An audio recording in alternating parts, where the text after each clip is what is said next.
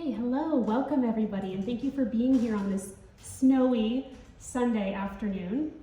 My name is Caroline Culp, and I am Adjunct Assistant Professor of Art History at Vassar College. Before I begin, I want to make sure and properly thank my collaborators, Bill Jeffway and Melody Moore, without whom I wouldn't know a single thing about Caroline Clowes. To me, Bill and Melody have been the most generous of guides through the materials of Clowes' life. But the work they have accomplished, with the help of many in this room, is greater still. They have recovered and represented the art and life of an extraordinary woman who had been virtually lost to history and largely unknown for the past 150 years. Their work is nothing short than what we all try to do in history, an act of historical justice, allowing us to see that despite what some would have us believe, there were successful women artists in the Hudson Valley in the 19th century. For this and much more, I thank them. So I want to talk with you all today about this extraordinary artist, Caroline Clowes.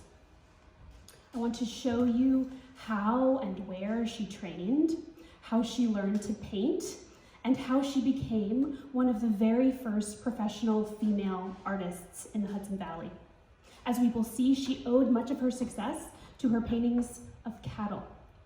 And we'll explore 3 different examples of her work in this vein, images of which you see on screen right now. The first is a drawing from 1868. In the middle is the alarm from 1871. And at the end is George Arolt's prize Durham cattle, which is circa 1870 or so. But I'll talk about it in the context of the 1876 Centennial Exhibition.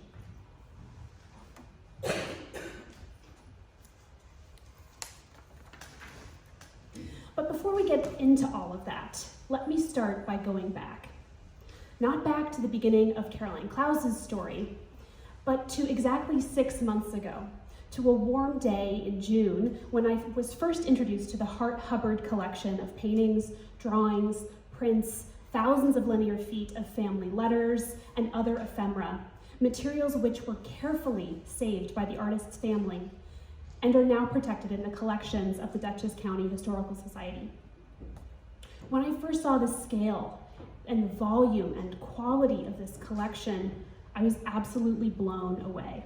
And this is a backstage pass view that you have of the archive in the Dutchess County Historical Society.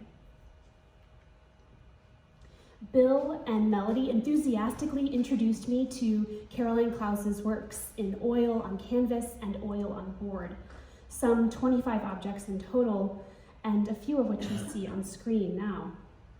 I immediately saw how her paintings of animals in the Hudson Valley offer a bucolic vision of 19th century life in rural New York. Cats and dogs battle playfully, families of chickens peck at grain in sunlit yards, sheep snooze under the shade of old trees. There is a certain decided sweetness to her works, these little tableaus of farm life that recall a sunny day outdoors, the various animals grouped with an easy familiarity. But these charming scenes of everyday life in their finished state are not all that I found on that warm day in June. I also saw hundreds of preliminary sketches in pencil on paper, hundreds of unfinished printed sketches on cardboard, painted sketches on cardboard, boxes and boxes and boxes of preliminary materials evidencing the process behind the artist's finished works. I saw painted studies on thick composition board, these lichen-covered rocks just waiting to make their way into the background of a finished composition. I saw a gorgeously detailed sketch of a towering silver birch in its entirety, its every shadow and branch rendered with care and loving attention. I saw this insanely beautiful close-up of bark, its contours a symphony in shadow. I saw studies of cattle in every attitude imaginable, reclining and looking away, a young calf posing like a model, frisky and fresh, the abstracted head of a horned cow, a curious cow walking towards the viewer, wondering what's up, a grazing cow, its udder visible there in the back, a very sketchy example of a reclining cow in profile, where Clowes didn't ever finish the finer details of the nose, eyes, or horns. You can see here the unfinished composition board as it shows through at the site where the horns would be and the black nose. You can, in a more detailed version of this image, and in person, you can see pencil here that's outlining the shape of the nose.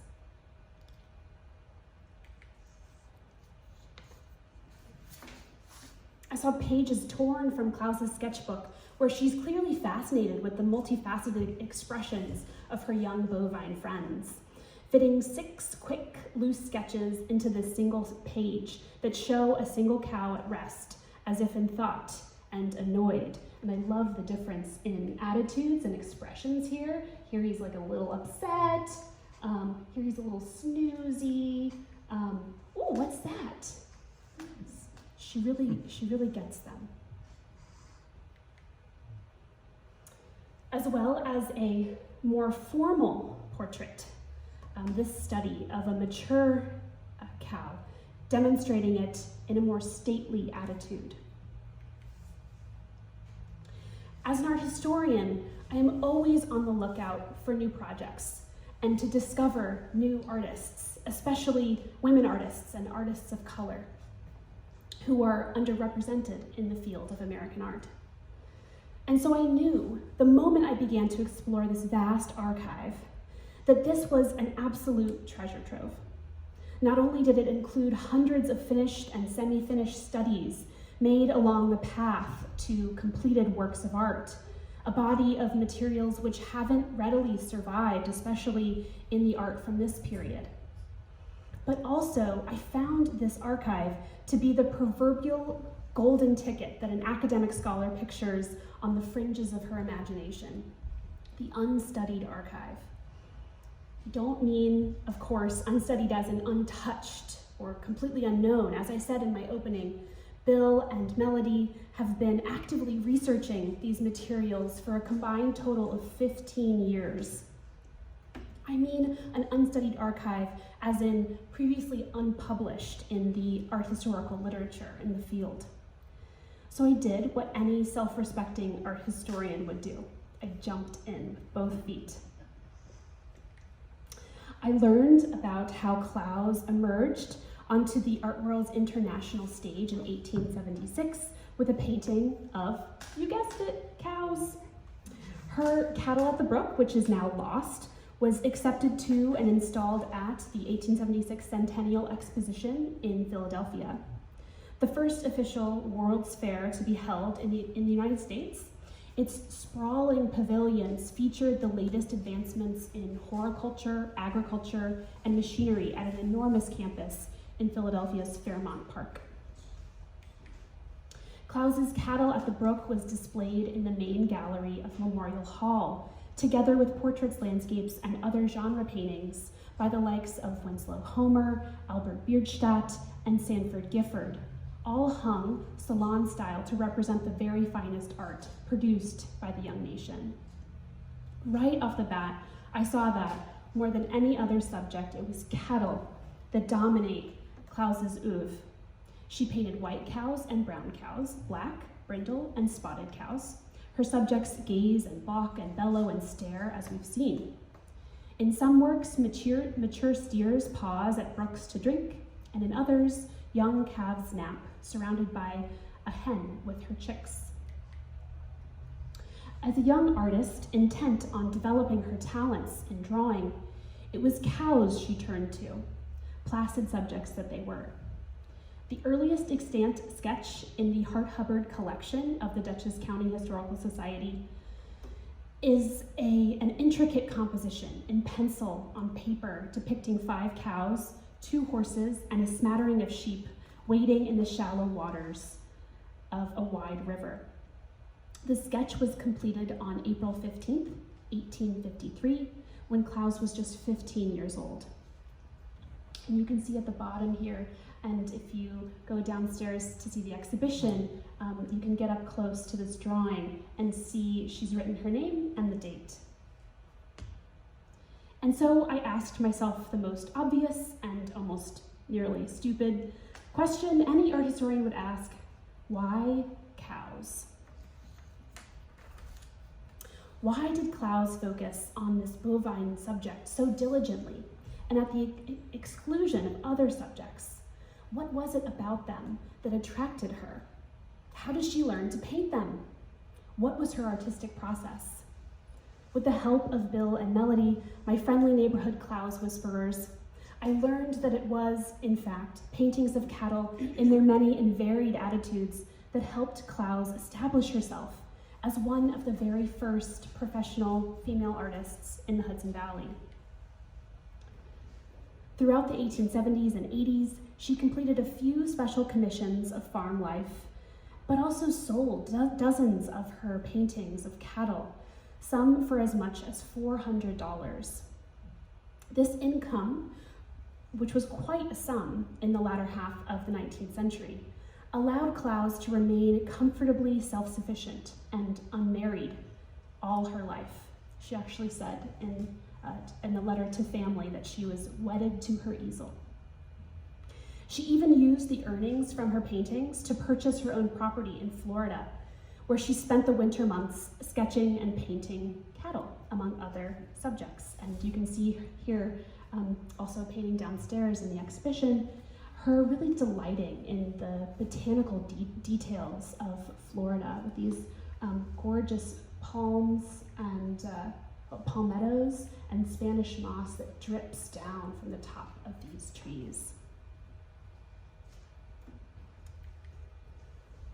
Okay, so why cows? And more broadly, why farm animals? Well, by the time Clowes was working professionally in the mid to late 19th century, so a little bit before this photograph was taken, the sort of animal painting in which she excelled reflected changing cultural attitudes towards the natural world in general, and the farm in particular. As these urban populations grew with the onset of industrialization, the average American's relationship to rural life shifted. No longer was the natural world a terrible and imminent danger to be overcome. Instead, pastoral scenes with their strutting roosters and grazing cows were experienced by city dwellers in New York City and elsewhere as a source of rest and respite, and even nostalgic philosophizing. So imagine yourself in the New York City of Walt Whitman in the 1880s, where, as he wrote, hemmed thick all around with sail ships and steamships, an island 16 miles long, solid founded, numberless crowded streets, high growths of iron, slender, strong, light, splendidly uprising toward clear skies. Immigrants arriving, 15 or 20,000 in a week, the carts hauling goods, the manly race of drivers and horses, the brown-faced sailors, the summer air, the bright sun shining, and the sailing clouds aloft. The winter snows, the sleigh bells, the broken ice on the river, passing along up or down with the flood tide or ebb tide. These many rapid and, for many, overwhelming changes to the noise and dirt and smells and overall mechanization of everyday life gave birth to an active market in rural landscape painting in general, and in animal painting in particular, a market that Caroline Clowes navigated with a certain savvy awareness.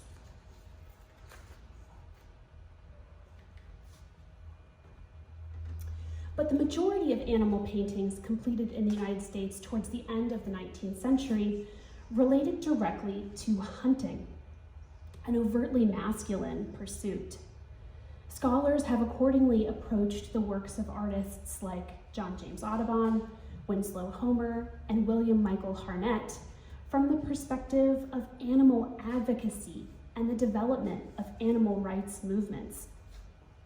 And you can see here on screen Audubon's Caroline Parrot from the 1850s. In the center, the image is a little dark, apologies for that, but you can see it in person in Washington, D.C. at the National Gallery of Art.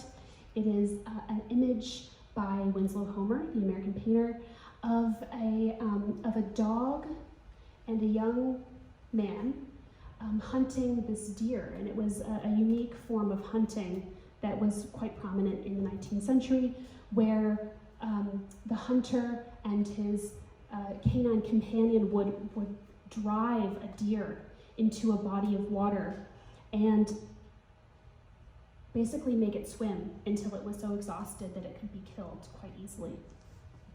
So you can see here how Winslow Homer is thinking about animal rights and cruelty towards animals in this composition.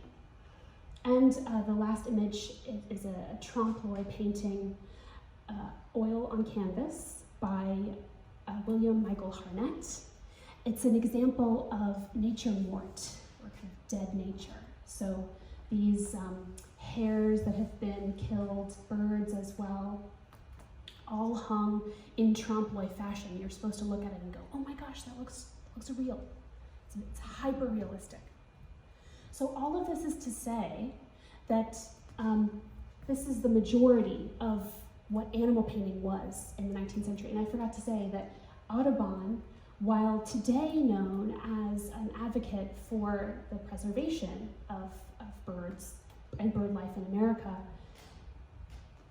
and a real proponent for the glorious biodiversity in flora in the Americas, he actually had to kill all of his birds in order to paint them. So all of these examples are examples of animal painting that are tied to the death of animals. None of them really are done from life, animals done from life. So these interpretive modes of understanding animal painting in the 19th century do not apply to the work of Caroline Clowes, who painted not from the carcasses of dead and taxidermied animals, as so many other American artists of the time did.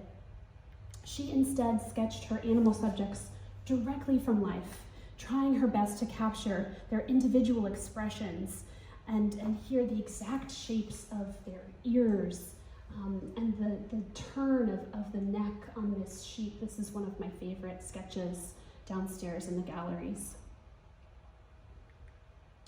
She also developed, and this is also on view, a kind of unique, and you don't see this very often, way of recording in the field outside the colors of a given animal. So you can see here, 1 is light, 2 is black, 3 is yellowish brown, brindled with black. So she's trying to record in the outdoors the exact colors of these animals, trying to get their authentic colors and images exactly right. This is another example of a similar type or mode of representing these animals.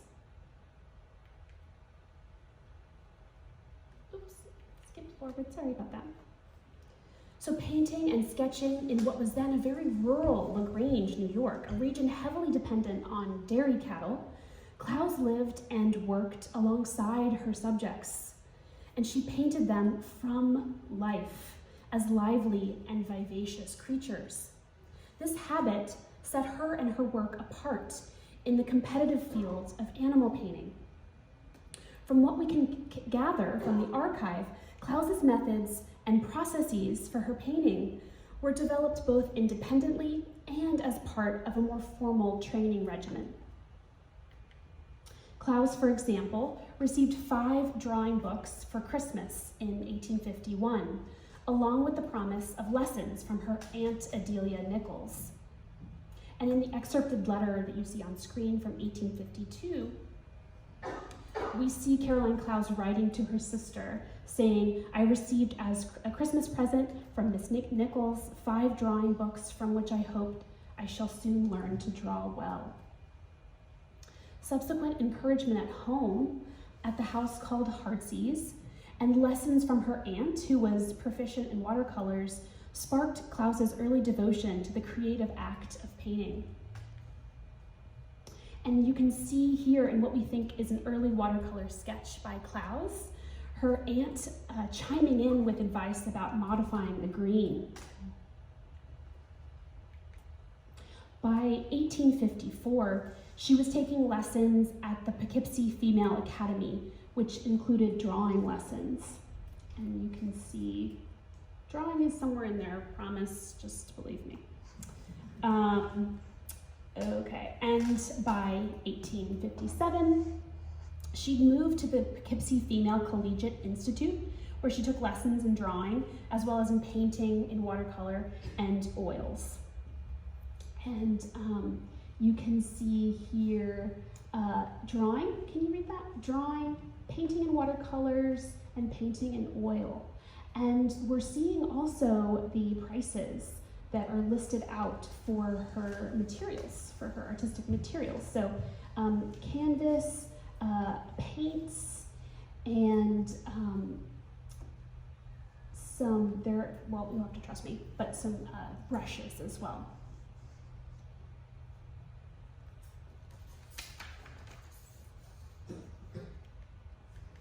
By the time she was 24 years old in 1862, she was taking private lessons with the professional artist Frederick Rondell. And you can see here Mr. Hart to Rondell, Miss Caroline Clowes, and she's doing a canvas painting. She's doing lots of different canvases here, colors they're paying for, and vermilion, which was a type of a color, a pigment that was used. And on the right-hand side of the screen, you can see an advertisement in a local publication for Frederick Rondell, who was giving lessons to anyone interested at the Cottage Hill Seminary in Poughkeepsie.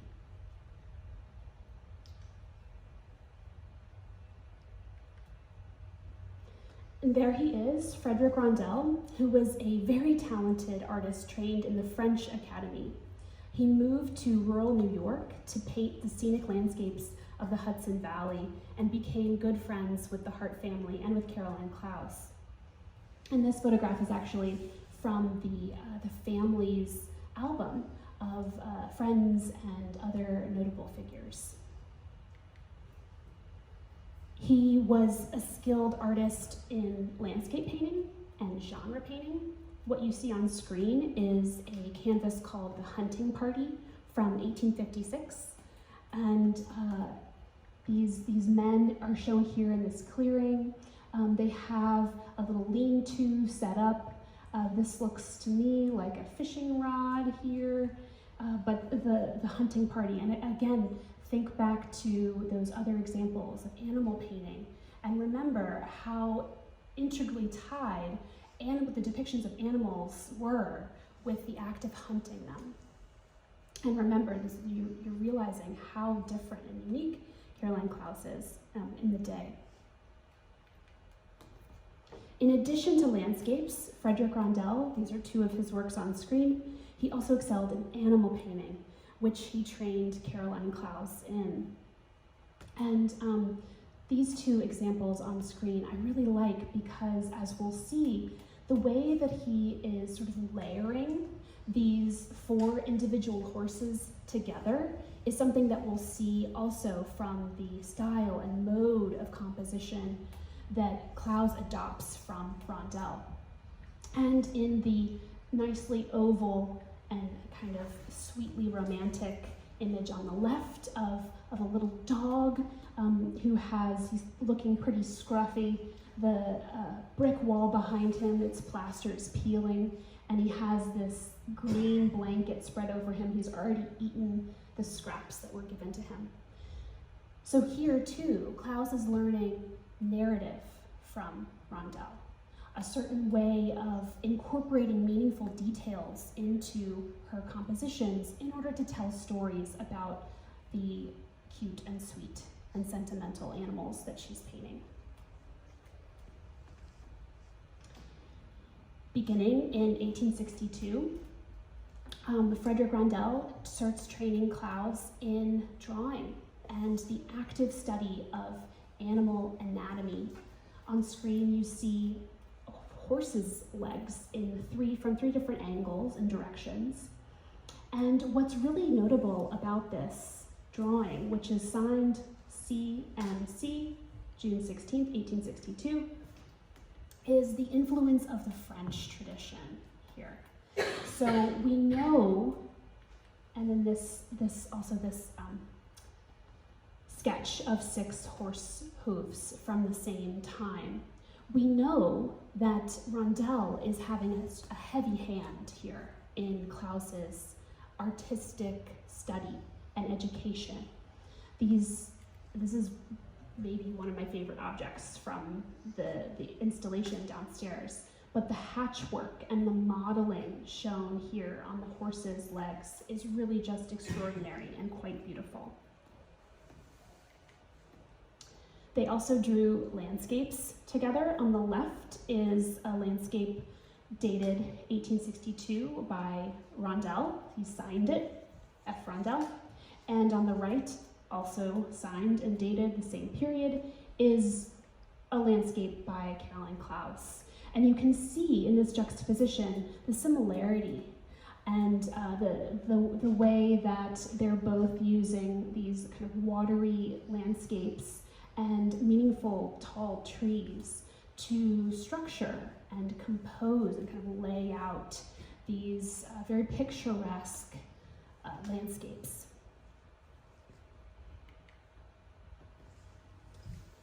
So it was Rondel's influence, quite possibly, that led to Clowes's more mature process.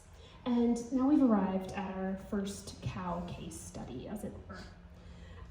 In this very rare example of archival preservation, we have Clowes's pencil sketch of a cow in profile that has survived along with her finished oil painting of the same subject.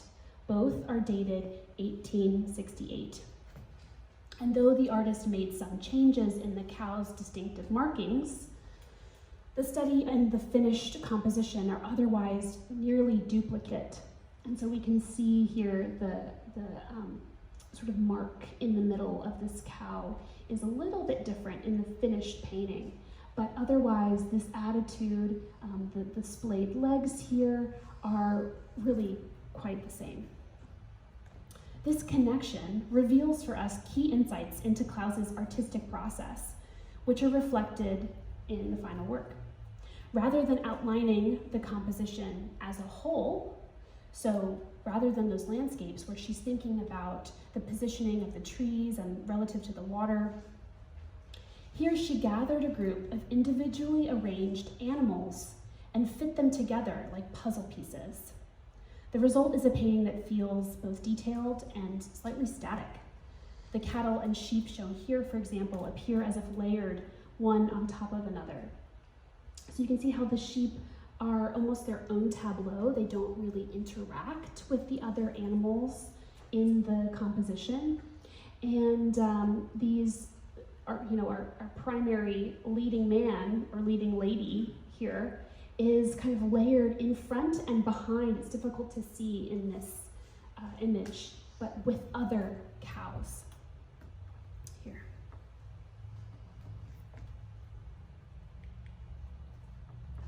So I would say this is revealing the influence of Frederick Rondel, where you see he's also done these kind of individual portraits of different horses and layered them together in this more dynamic composition.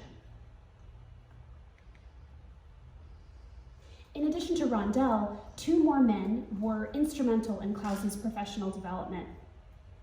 With the opening of Vassar College in 1865, Clowes found a mentor and collaborator in the new head of the art department, Henry Van Ingen.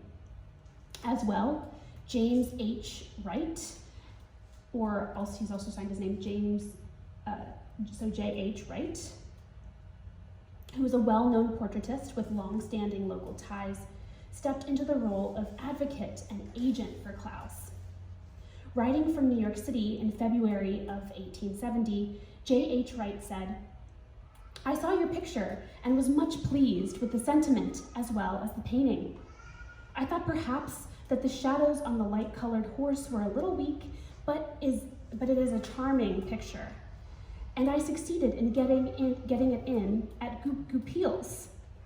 And Goupil's is a very prominent gallery that sells works of art in New York City during this period. The frame will cost $32. I told him you wanted 150 clear, so he will charge 200, which less frame and commission will give you $150. Pictures are not selling now, but it will be in good time for the spring. They suppose that you are a gentleman, and I did not undeceive them. They predict a brilliant future for you. When your reputation is thoroughly established, I shall claim the pleasure to introduce you to them and enjoy the fun to see them open their astonished eyes. You are on the right path to fame and fortune. Be faithful as you always have been, and for a very small amount." It's unclear. "Give my kindest regards," etc., etc. So here we see the continued example of the way that women artists were able to advance and accomplish their goals in the 19th century in this highly, frankly, sexist culture.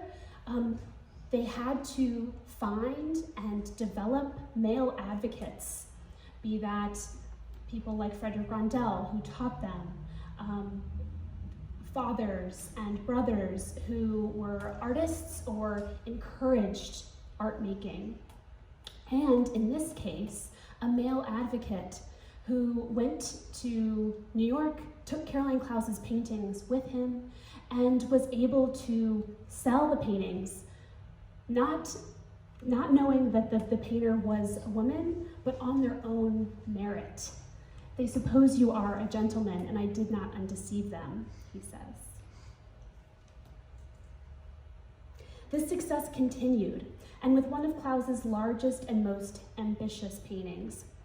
An advertisement in the Poughkeepsie Eagle News from November 24th, 1871 reads, "Wilson has on exhibition," Wilson was a kind of bookseller et al. On Main Street in Poughkeepsie. "Wilson has on exhibition a large and magnificent painting by Miss Clowes entitled The Train. It represents a herd of cattle frightened by the first approach of a locomotive past their quiet pasture." And I'm paraphrasing here because it's a little difficult to read. "Their attitudes and startled action as they view the monster are finely drawn, and the light and shade are exquisite. It only remains for a day or two before going to New York. All who can should go and see it." The following February, this painting was on display in New York City with the help of J.H. Wright again, and he wrote, January 7th, 1872, "I arrived here yesterday and have to leave today at 1 o'clock, and regret that I could not see you at your house. Your picture will be on exhibition at Goupil's this coming week, when I will have it noticed in the home journal. They ask $1,200 for it." And that painting is The Alarm from 1871, one of Clowes' largest known works. The Alarm is a hugely ambitious painting depicting a group of cattle alarmed by the arrival of a train. which whips through the composition at the lower right. A popular subject in the 19th century, it represents the conflict between industrial progress and more traditional agrarian ways of life. So this train is rushing in and sort of changing the entire sound and landscape of this previously quiet valley. This subject matter became quite popular in the 19th century, this idea about the conflict that comes from technological and industrial progress. And it was pioneered by the great American painter George Inness in his painting that you see on the right-hand side of the screen, the Lackawanna Valley from 1856 or so. And I should also add that Bill recently told me that the train in the Hudson Valley and in Dutchess County only traversed the county in 1871. So this painting was done as a direct result of a change that Caroline Clowes felt in her everyday life. Prior to 1871, the train went directly up the Hudson River, so it didn't cross through fields or valleys of the county.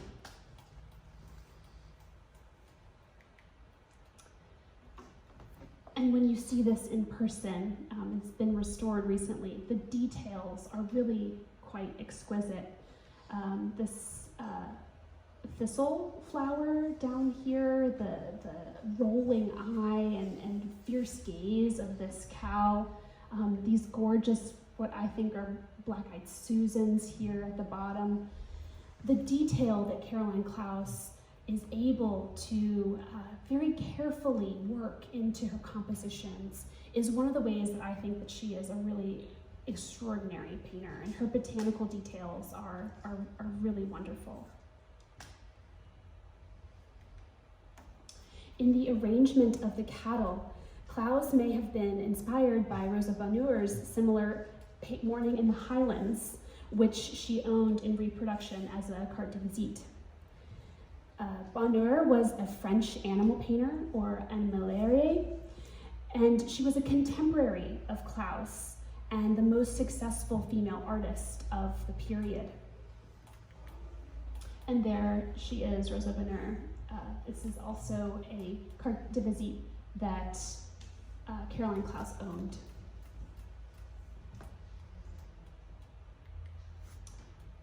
All right, last case study here, last cow case study. Coming from her home in rural New York and arriving at the Philadelphia Centennial in 1876 to exhibit her work may have led to one of Clowes's more important commissions, for she was not the only member of her local community exhibiting at the fair. An 1877 Currier and Ives lithograph boldly declares George Ayrault of Poughkeepsie to be the breeder and owner of this champion steer of the world at the 1876 Centennial. Part of a whole class of hyperbolic paintings made to show off prize animals in their most ideal shapes. The print of Ayrault's steer reveals the central position of cattle in Clowes's hometown. Cattle raised for the beef and dairy industries, as well as Ayrault's Durham cattle, which were dual-purpose cows bred for both milk and meat, were an essential part of the Hudson Valley economy. And this daguerreotype, which is today in the collection of the Getty in California, could be one of those bulls. We're not sure, it's not identified, but you can see the stocky firmness and just the massive size of these animals. As one of the region's wealthiest farmers, made rich by his successful ventures in animal husbandry, George Ayrault commissioned a large oil painting from Clowes, who was his neighbor in the small town of LaGrange. Though Clowes's original painting is lost, a finished sketch of the composition remains in the collection of distant relatives in Canada, and that's the image that you see on screen, a finished sketch of the commissioned painting. Arranged in a staggered line across the painting's immediate foreground are 5 of George Ayrault's prize red and white Durham cattle. 4 of these animals were steers. The 5th is their dam. And I believe, correct me later if this is wrong, but I believe the dam is all the way to the left.